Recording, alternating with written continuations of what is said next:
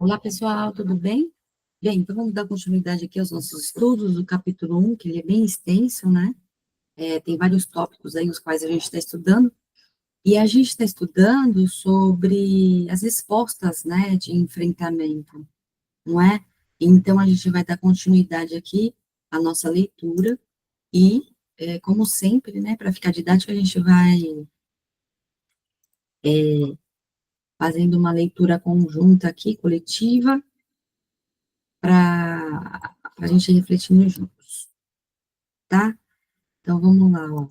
A gente parou nessa parte aqui, ó. Esquemas, respostas de enfrentamento e diagnósticos do eixo 2, tá? Vamos lá, ó. Deixa eu só ajustar aqui a tela para eu ir vendo vocês e, ao mesmo tempo, ir acompanhando na leitura. Vamos lá, ó. Então, vamos lá. Acreditamos que o sistema de diagnóstico do eixo 2 no DSM-4 tem falhas graves. Olha que interessante, né? Ele fala do DSM-4, a gente já está no 5, né? Em outra publicação, analisamos essas muitas limitações, incluindo a confiabilidade e a validade baixas para várias categorias e o nível inaceitável de sobreposição entre categorias. Neste capítulo, contudo, enfatizamos o que consideramos falhas conceituais mais fundamentais do eixo 2. Parece-nos que, em uma tentativa de estabelecer critérios baseados em comportamentos observáveis, seus criadores perderam a essência daquilo que diferencia transtornos do eixo 1 e eixo 2, o que torna os transtornos crônicos difíceis de tratar. Segundo o nosso modelo, os esquemas internos estão no centro dos transtornos de personalidade e os padrões comportamentais no eixo. Os padrões comportamentais no DSM-4 são basicamente respostas aos esquemas nucleares. Como enfatizamos, a cura dos esquemas deveria constituir o objetivo central do trabalho com os pacientes em nível caracterológico. A eliminação permanente das respostas de enfrentamento desadaptativas é quase impossível sem a mudança dos esquemas que as provocam. Além disso, como os comportamentos de enfrentamento não são tão estáveis quanto os esquemas, pois mudam conforme o esquema, a situação e a etapa de vida em que se encontra o paciente, os sintomas e o diagnóstico parecerão se alterar quando tentamos mudá-la.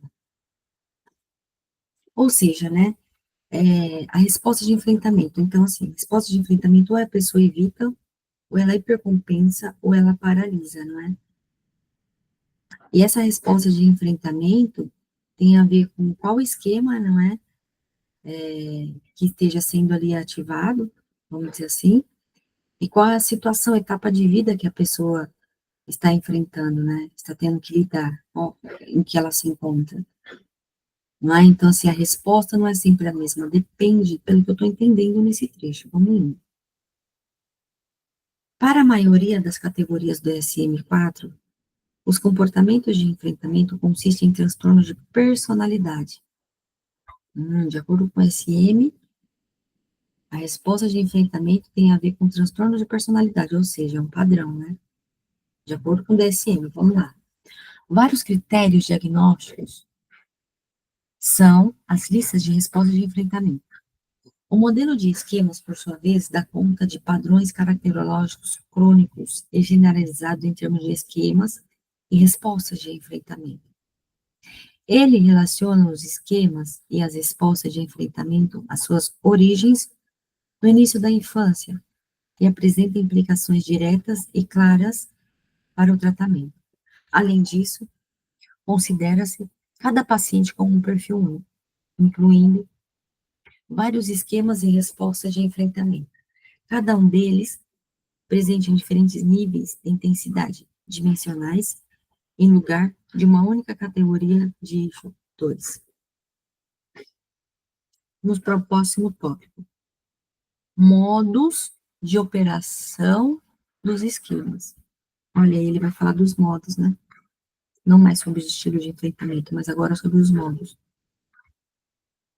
Se você não assistiu a aula anterior, dá uma verificada no final dessa aula, que eu compartilhei a tela mostrando um mapa mental sobre um resumo da terapia dos esquemas, tá? E aí vai ficar mais clara, de repente, né? O que se refere sobre estilos de enfrentamento e agora entrando nos modos, tá? Para não ficar tão complexo. Vamos lá, modo de operação dos esquemas.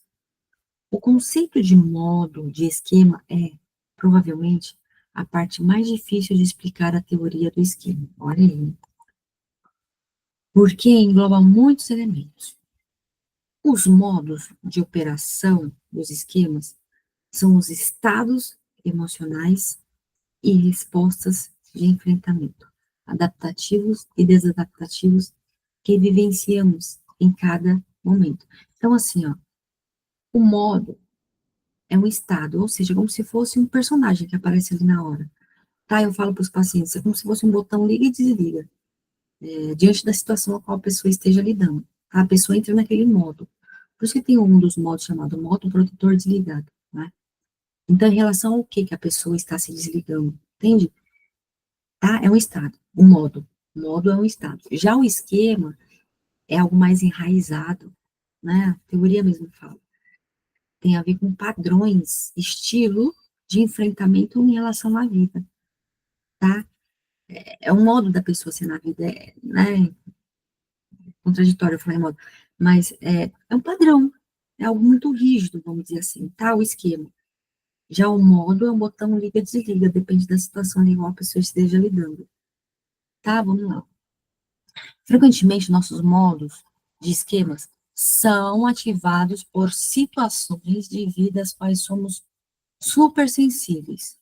Nossos botões emocionais, olha, eu acabei de falar sobre botões, hein?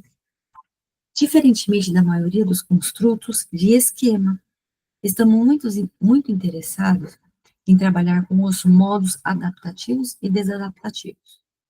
Na verdade, tentamos ajudar os pacientes a cambiar, passando de um modo disfuncional a um modo funcional, como parte do processo de cura do esquema. Qual que seria o modo funcional? Vou adiantar aqui para vocês, tá? Pelo que eu vou percebendo e estudando. Aliás, estou lembrando até do que uma professora falou num curso, tá? Qual é o objetivo da terapia? Fazer com que o paciente chegue no modo criança feliz e adulto saudável, dar a mão para esses dois modos. Aí a pessoa se sente segura, entende? Ali a pessoa se sente mais adaptada, tá? Modos funcionais. Em qualquer momento determinado, alguns de nossos esquemas ou de nossas operações de funcionamento de esquemas, incluindo as respostas de enfrentamento, estão inativos ou latentes, enquanto outros são ativos por eventos e predominam em nosso humor, em nosso comportamento naquele momento. O estado predominante em que estamos, em um dado momento, se chama modo de esquema. Usamos o termo cambiar para nos referir à mudança de um modo a outro. Como já vimos, perdão, como já dissemos, esse estado pode ser adaptativo ou desadaptativo.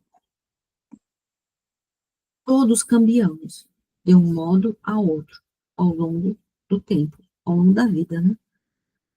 O modo, portanto, responde a seguinte pergunta: neste momento, que conjunto de esquemas ou operações de esquemas o paciente está? Olha que forte isso, tá?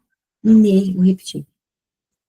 Neste momento, Que conjunto de esquemas ou operações de esquemas o paciente está. Por isso, a importância de avaliar o ambiente, né? A neurociência traz isso. Nossa resposta comportamental, comportamento, eu me refiro a pensamento, sentimento e as ações, tem a ver com o ambiente, tá? Então, assim, o que a pessoa está vivenciando, né? Com que ela esteja tendo que lidar, tá? Para que ela esteja pensando como ela está pensando, sentindo como ela está se sentindo, agindo como ela está agindo. Não é? E aí, no caso, a terapia do esquema chama conjunto de esquema ou operações de esquema. Olha que interessante, né? Nossa definição revisada de modo de esquema são os esquemas ou operações de esquemas, adaptativos ou desadaptativos que estão ativos no indivíduo no momento. Olha, no momento. Qual esquema está ativo no momento? No modo de esquema disfuncional, é ativado quando esquemas desadaptativos ou respostas de enfrentamento específicas irrompem em forma de emoções desagradáveis, respostas de evitação ou comportamento autoderrotistas que assumem o controle do funcionamento do indivíduo. Olha aí, esquema disfuncional é ativado quando o esquema desadaptativo ou resposta de enfrentamento específicos irrompem, ou seja, um padrão, né? Quando a pessoa entra naquele padrão, tá? Pode ativar aí esquemas, não é? E aí, ó, ele traz, vamos encerrando já por aqui, esse quadro, ó, exemplo de resposta de enfrentamento desadaptativo, não é? Então, assim, ó, eu vou ler só algum deles, tá? Para não me estender muito, mas tá aí no livro, ó, página 49. Então, veja você, ó, quando um esquema, ó, esquemas desadaptativos remotos. Remotos é desde a infância, tá? É ativado, ó, esquema de abandono barra instabilidade. A pessoa pode apresentar uma resposta de enfrentamento desadaptativa de resignação, que é a paralisação, de evitação ou de hipercompensação. Então, vou ler só esse primeiro aqui, tá? Só para ficar mais claro. No esquema de abandono, quando é ativado, a resposta de resignação é: escolho parceiros com os quais, perdão, escolhe parceiro com os quais não consegue estabelecer compromisso e se mantém no relacionamento. Olha aí, ó, a paralisação, ela se mantém no relacionamento, não fica paralisada ali, tá? Já na evitação evita relacionamentos íntimos, tá? Então, veja, quando o esquema de abandono está ativado. Quando o esquema de abandono barra estabilidade está ativado, a pessoa, na evitação, ela evita relacionamentos íntimos, tá? Já na hipercompensação, agarra-se ao parceiro ou sufoca, a ponto de afastá-lo. Sabe aquelas pessoas intensas? Ataca veementemente o parceiro, até mesmo por pequenas separações. Olha aí, ó, aquela pessoa que fica dizendo que vai embora, mas não vai, né? Vai sinalizando abandono. Ah, vou te deixar, ah, não dá mais. Ah, vou desistir. Mas não faz efetivamente, né? Ela só fala, tá? Isso é um ataque. Ataque, uma ameaça, né? Isso daí é hipercompensação ali, né? Tá? Quando a pessoa está hipercompensando, né? Ela está instigando a pessoa, está provocando comportamentos provocativos, hipercompensação. Isso daí são respostas de enfrentamento desadaptativos, tá? Então, a pessoa que tem esquema de abandono, ela pode provocar no outro ameaças. E aí ela está num padrão, vamos dizer assim, ó, desadaptativo de hipercompensação, tá? E aí, ó, o livro aí, olha que legal, traz todos os esquemas e suas respostas, olha que legal. Isso aqui é até legal mostrar para os pacientes, viu? Entende? Que de repente no formulário que você aplicou no paciente apareceu algum esquema, mostra para ele. Se ele apareceu que resigna, qual que é a resposta dele diante de um esquema de, por exemplo, isolamento social e alienação? Entende? Lê isso aqui para ele, tá? Pode ajudar. Aí, não é verdade? Então, só vou ler mais esse trechinho aqui e a gente vai finalizando por aqui. O indivíduo pode passar de um modo de esquema disfuncional a outro. Quando esse câmbio ocorre, diferentes esquemas ou respostas de enfrentamento antes latentes são ativadas, tá? Então, quando a pessoa passa de um modo para o outro, ela fica cambiando, tá? Pode ir ativando respostas aí. Olha aí, modo de esquemas, quando ela intercambia entre modo de esquemas, pode ativar respostas de enfrentamentos latentes. Ou ela pode resignar, que é a paralisação, né? Ela pode evitar ou ela pode hipercompensar. Tá bom? Bem, deixa eu parar a apresentação aqui. Então, é isso. Na nossa reflexão de hoje aí, né? Neste capítulo. Aliás, parte do capítulo, né? Que a gente está estudando aí, porque esse capítulo não é bem extenso, né? Mas a gente tem que ir passo a passo aí, porque são muitas informações. Então, o autor disse que ao estudar modos se torna um pouco complexo, porque é isso, né? São muitas informações na terapia do esquema, né? Como se fosse uma equação matemática, vamos dizer assim, né? Vai ficando cada vez mais complexo, mas a gente tem que ir passo a passo, né? Para não ficar complexo ainda mais, né? Diante do que já está. Tá bom? Bem, então é isso. Vou ficando por aqui. Um beijo para você. Até a próxima aula. Tchau, tchau.